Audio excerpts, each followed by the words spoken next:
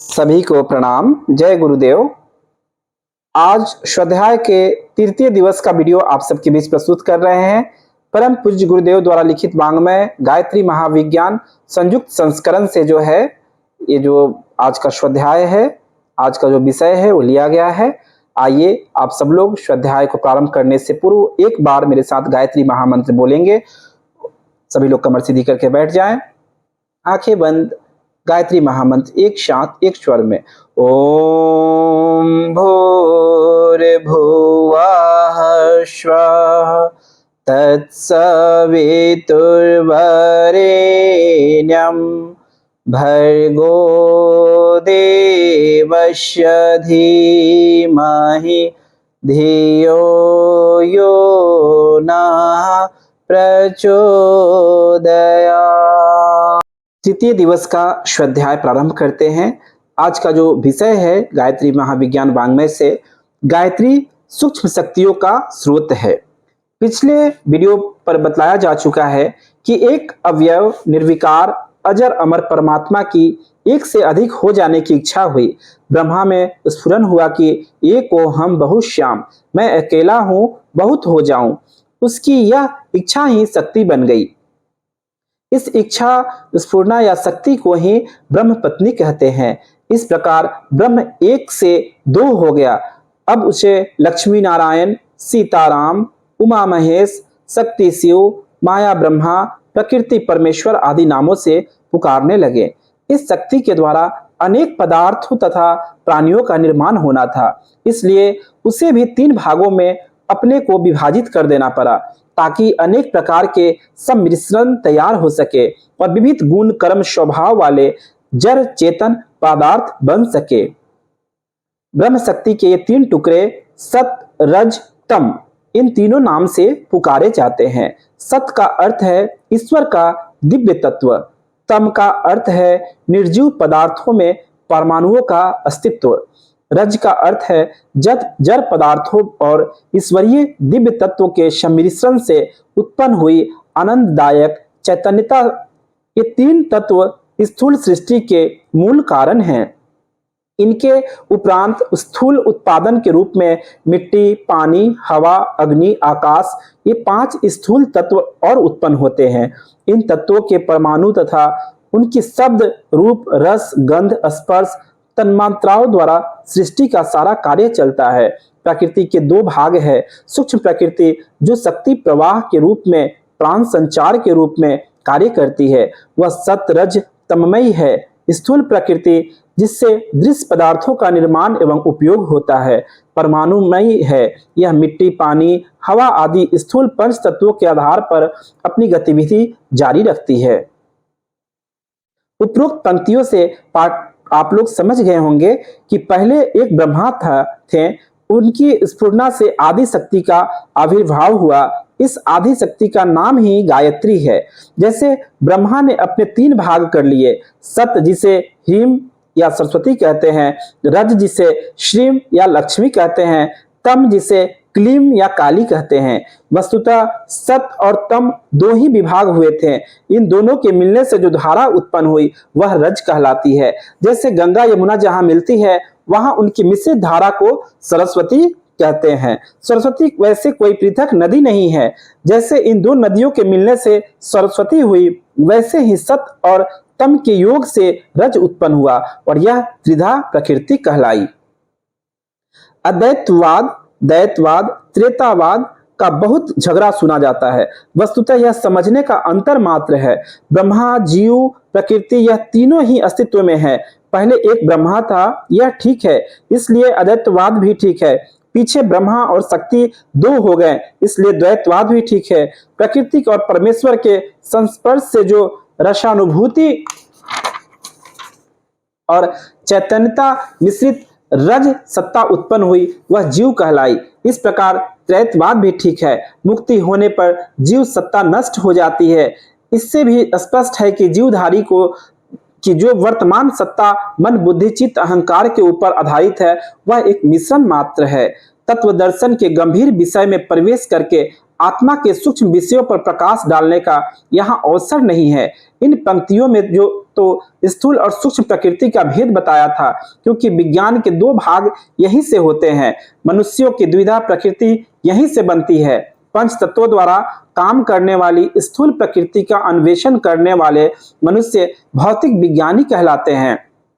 उन्होंने अपने बुद्धि बल से पंच तत्वों के भेद उपभेदों को जानकर उनसे अनेक लाभदायक साधन प्राप्त किए। रसायन, कृषि, विद्युत, वाष्प, शिल्प, संगीत, भाषा, साहित्य, वाहन, गृह निर्माण, चिकित्सा, शासन, खगोल विद्या, अर्थशास्त्र, दर्शन, भू परिशोध आदि अनेक प्रकार के सुख साधन खोज निकाले और रेल, मोटर, तार, डाक, रेडियो, टेलीविजन, फोटो आदि विविध वस्तुएं बनाने के बड़े बड़े यंत्र निर्माण किए। धन, सुख, सुविधा और आराम के साधन सुलभ हुए।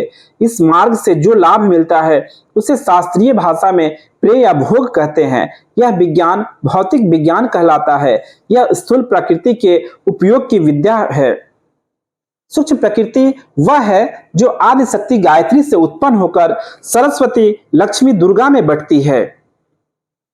यह सर्वव्यापिनी शक्ति निरंजनी पंच तत्वों से कहीं अधिक सूक्ष्म है। जैसे नदियों के प्रभाव में जल की लहरों पर वायु के आघात होने के कारण कल कल में से मिलती जुलती ध्वनियां उठा करती है, वैसे ही सूक्ष्म प्रकृति की शक्ति धाराओं से तीन प्रकार की शब्द ध्वनियां उठती है। सत प्रवाह में ह्रीम, रज प्रवाह में श्रीम और तम प्रभाव में क्लीम शब्द से मिलती जुलती ध्वनि उत्पन्न होती है। उससे भी सूक्ष्म ब्रह्मा का ओमकार ध्वनि प्रवाह है। नाद योग की साधना करने वाले ध्यान मग्न होकर इन ध्वनियों को पकड़ते हैं और उनका सहारा पकड़ते हुए सूक्ष्म प्रकृति को भी पार करते हुए ब्रह्म सायुज्य तक जा पहुंचते हैं।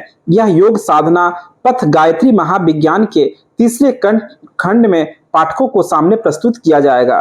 प्राचीन काल में हमारे पूजनीय पूर्वजों ने, ऋषियों ने अपनी तीक्ष्ण दृष्टि से विज्ञान के इस सूक्ष्म तत्व को पकड़ा था, उसी की शोध और सफलता में अपनी शक्तियों को लगाया था। फलस्वरूप वे वर्तमान काल के यशस्वी भौतिक विज्ञान की अपेक्षा अनेक गुने लाभों से लाभान्वित होने में समर्थ हुए थे। वे आदि शक्ति के सूक्ष्म शक्ति प्रवाहों पर अपना अधिकार स्थापित करते थे। यह प्रकट तथ्य है कि मनुष्य के शरीर में अनेक प्रकार की शक्तियों का आविर्भाव होता है। हमारे ऋषिगण योग साधना के द्वारा शरीर के विभिन्न भागों में छिपे पड़े हुए शक्ति केंद्रों को, चक्रों को, ग्रंथियों को, मातृकाओं को, ज्योतियों को, भ्रमरों को जगाते थे और उस जागरण से जो शक्ति प्रवाह उत्पन्न होता था उसे आदि शक्ति के त्रिविध प्रवाहों में से जिसके साथ आवश्यकता होती थी उससे संबंधित कर देते थे। जैसे रेडियो का स्टेशन के ट्रांसमीटर यंत्र से संबंध स्थापित कर दिया जाता है, तो दोनों की विद्युत शक्तियां सम श्रेणी होने के कारण आपस में संबंधित हो जाती है तथा उस स्टेशन के बीच आपसी वार्तालाप का, संवादों का आदान प्रदान का सिलसिला चल पड़ता है। इसी प्रकार साधना द्वारा शरीर के अंतर्गत छिपे हुए उन तंत्रित्र पड़े हुए केंद्रों का जागरण करके सूक्ष्म प्रकृति के शक्ति प्रवाहों से संबंध स्थापित हो जाता है, तो मनुष्य और आदि शक्ति आपस में संबंधित हो जाते हैं। इस संबंध के कारण मनुष्य उस आदि शक्ति के गर्भ में भरे हुए रहस्यों को समझने लगता है और अपनी इच्छा अनुसार उनका उपयोग करके लाभान्वित हो सकता है। क्योंकि संसार में जो कुछ है वह सब आदि शक्ति के भीतर है, इसलिए वह संबंधित व्यक्ति भी संसार के सब पदार्थों और साधनों से अपना संबंध स्थापित कर सकता है। वर्तमान काल के वैज्ञानिक पंच तत्वों की सीमा तक सीमित स्थूल प्रकृति के साथ संबंध स्थापित करने के लिए बड़ी बड़ी कीमती मशीनों को विद्युत, वाष्प, गैस, पेट्रोल आदि का प्रयोग करके कुछ आविष्कार करते हैं और थोड़ा सा लाभ उठाते हैं। यह तरीका बड़ा श्रम साध्य, कष्ट साध्य, धन साध्य और समय साध्य है। उसमें खराबी, टूट फूट और परिवर्तन की खटपट भी आए दिन लगी रहती है। उन यंत्रों की स्थापना, सुरक्षा और निर्माण के लिए हर समय काम जारी रखना पड़ता है तथा उनका स्थान परिवर्तन तो और भी कठिन होता है। यह सब झंझट भारतीय योग विज्ञान के विज्ञान वेत्ताओं के सामने नहीं थे। वे बिना किसी यंत्र की सहायता के, बिना संचालक, विद्युत, पेट्रोल आदि के केवल अपने शरीर के शक्ति केंद्रों का संबंध सूक्ष्म प्रकृति से स्थापित करके ऐसे आश्चर्यजनक कार्य कर लेते थे जिनकी संभावना तक को आज के भौतिक विज्ञानी समझने में समर्थ नहीं पा रहे हैं।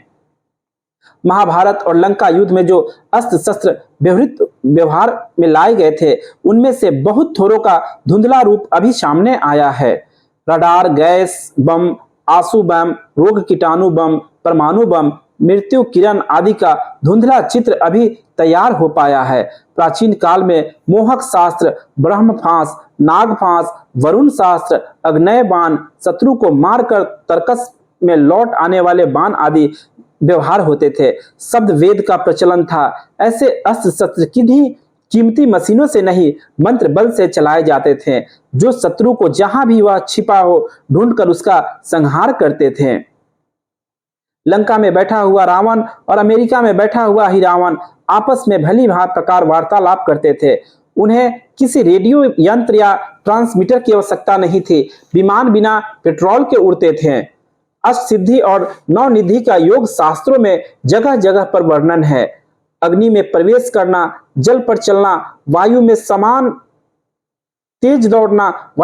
तेज दौड़ना, अदृश्य हो जाना, मनुष्य से पशु पक्षी और पशु पक्षी से मनुष्य का शरीर बदल लेना, शरीर को बहुत छोटा या बहुत बड़ा, हल्का या भारी बना लेना, सांप से अनिष्ट उत्पन्न कर देना, वरदानों से उत्तम लाभों की प्राप्ति, मृत्यु को रोक लेना, पुत्रेष्टि यज्ञ, भविष्य का ज्ञान, दूसरों के अंतस की पहचान, क्षण भर में यथेष्ट धन, ऋतु, नगर, जीव जंतुगण, दानव आदि उत्पन्न कर लेना, समस्त ब्रह्मांड की हलचलों से परिचित होना, किसी वस्तु का रूपांतर कर देना, भूख, प्यास, नींद, सर्दी, गर्मी पर विजय, आकाश में उड़ना आदि अनेकों आश्चर्य भरे कार्य केवल मंत्र बल से, योग शक्ति से, अध्यात्म विज्ञान से होते थे और उन वैज्ञानिक प्रयोजनों के लिए किसी प्रकार की मशीन, पेट्रोल, बिजली आदि की जरूरत कभी नहीं पड़ती थी।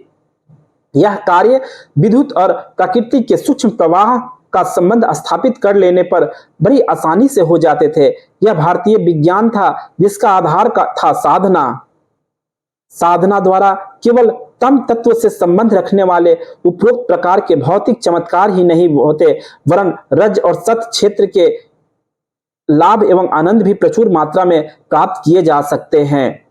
हानि, शोक, वियोग, आपत्ति, रोग, आक्रमण, विरोध, आघात आदि की विपन्न परिस्थितियों में पड़कर जहां साधारण मनोभूमि के लोग मृत्यु तुल्य मानसिक कष्ट पाते हैं, वहां आत्मशक्तियों के उपयोग की विद्या जानने वाला व्यक्ति विवेक, ज्ञान, वैराग्य, साहस, आशा और ईश्वर विश्वास के आधार पर इन कठिनाइयों को हंसते हंसते आसानी से काट लेता है और बुरी अथवा साधारण परिस्थितियों में भी अपने आनंद को बढ़ाने का मार्ग ढूंढ निकालता है।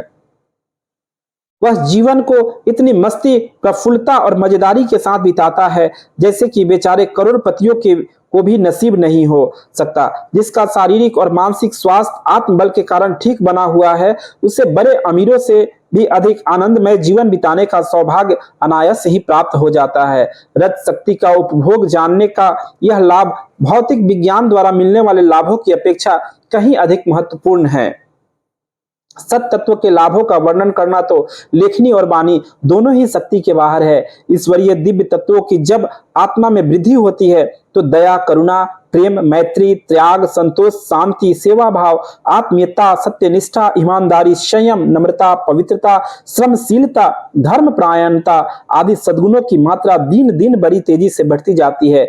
फलस्वरूप संसार में उसके लिए प्रशंसा, कृतज्ञता, प्रत्युपकार, श्रद्धा, सहायता, सम्मान के भाव बढ़ते हैं और उसे प्रत्युपकार से संतुष्ट करते रहते हैं। इसके अतिरिक्त यह सद्गुण स्वयं इतने मधुर है कि जिस हृदय में इनका निवास होता है वही आत्म संतोष की शीतल निर्झरनी सदा बहती रहती है। ऐसे लोग चाहे जीवित अवस्था में हो चाहे मृत अवस्था में, उन्हें जीवन मुक्ति, स्वर्ग, परमानंद, ब्रह्मानंद, आत्मदर्शन, प्रभु प्राप्ति, ब्रह्म निवारण, तुरीयावस्था, निर्विकल्प समाधि का सुख प्राप्त होता रहता है। यही तो जीवन का लक्ष्य है। इसे पाकर आत्मा परितृप्ति के आनंद सागर में निमग्न हो जाती है। आत्मिक, मानसिक और सामाजिक तीनों प्रकार के सुख साधन आदि शक्ति गायत्री की सत रज तममयी धाराओं तक पहुंचने वाला साधक सुगमता पूर्वक प्राप्त कर सकता है। सरस्वती, लक्ष्मी और काली की सिद्धियां पृथक पृथक प्राप्त की जाती है। पाश्चात्य देशों में भौतिक विज्ञानी क्लीम तत्व की काली शक्ति का अन्वेषण आराधना करने में निमग्न है। बुद्धिवादी, धर्म प्रचारक, सुधारवादी, गांधीवादी, समाज सेवी, व्यापारी, श्रमिक, उद्योगी, समाजवादी, कम्युनिस्ट या श्रीम शक्ति की सुव्यवस्था में लक्ष्मी के आयोजन में लगे हुए हैं। योगी, ब्रह्मवेता, अध्यात्मवादी, तत्वदर्शी, भक्त, दार्शनिक, परमार्थी व्यक्ति ह्रीम तत्व की सरस्वती की आराधना कर रहे हैं। यह तीनों ही वर्ग गायत्री की आदि शक्ति के एक एक चरण के उपासक है। गायत्री को त्रिपदा कहा गया है। उसके 3 चरण हैं। यह त्रिवेणी उपयुक्त तीनों ही प्रयोजनों को पूरा करने वाली है। माता बालक के सभी काम करती है। आवश्यकता अनुसार वह उसके लिए मेहतर का, रसोइये का, कहार का, दाई का, घोड़े का, दाता का, दर्जी का, धोबी का, चौकीदार का काम बजा देती है। वैसे ही जो लोग आत्मशक्ति को आदि शक्ति के साथ जोड़ने की विद्या को जानते हैं, वे अपने को सुसंतति सिद्ध करते हैं। वे गायत्री रूपी सर्वशक्तिमयी माता से यथेष्ट लाभ प्राप्त कर लेता है। संसार में दुखों के 3 कारण हैं। कौन कौन से? अज्ञान, आसक्ति, अभाव। इन 3 दुखों को गायत्री की सूक्ष्म प्रकृति के तीनों धाराओं के सदुपयोग से मिटाया जा सकता है। ह्रीम अज्ञान को, श्रीम अभाव को, क्लीम आदि आसक्ति को दूर करती है। भारतीय सूक्ष्म विद्या विशेषज्ञों ने सूक्ष्म प्रकृति पर अधिकार करके अभिष्ट आनंद प्राप्त करने के लिए जिस विज्ञान का आविष्कार किया था, वह सभी दृष्टियों से असाधारण और महान है। उस आविष्कार का नाम है साधना। साधना से सिद्धि मिलती है। गायत्री साधना भी अनेक सिद्धियां की जननी है। आज का स्वाध्याय यहीं समाप्त करते हैं। सभी को प्रणाम। आप सभी से निवेदन है कि आपको ये वीडियो कैसा लगा कमेंट में जरूर बताएं। कोई सुझाव हो तो जरूर दें। आप लोग अपना मार्गदर्शन भी कमेंट बॉक्स में देते रहें।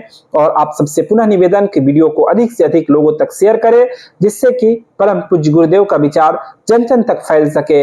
आप सभी को पुनः प्रणाम। ओम शांति शांति शांति।